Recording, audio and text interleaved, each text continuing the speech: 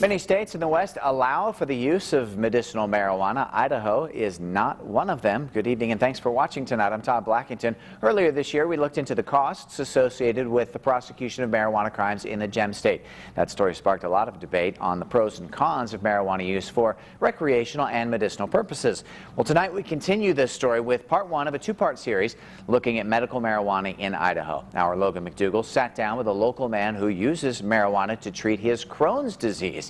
Because of fear of retribution against his use of marijuana, we have concealed the man's identity as well as altered his voice.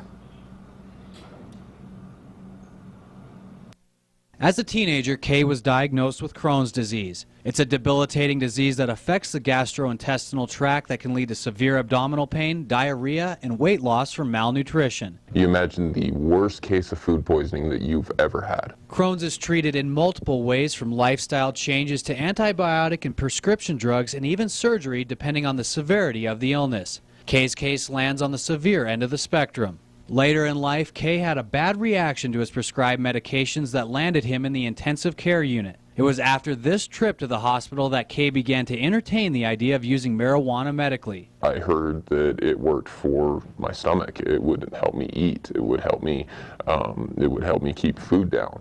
I experimented with marijuana when I was in high school, and I remember the nights after I smoked marijuana, and I remember I could sleep.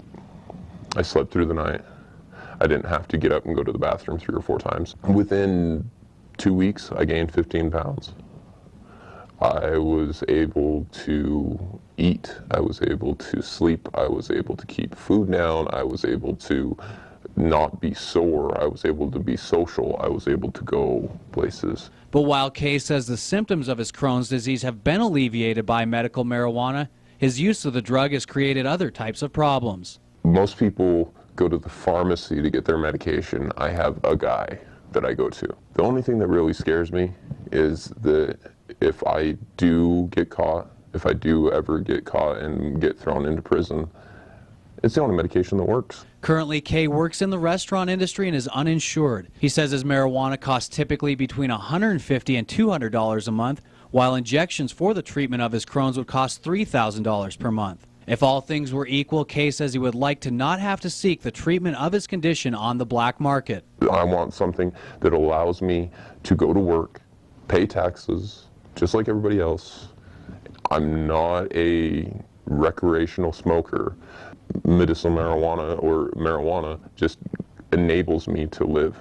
It enables me to work.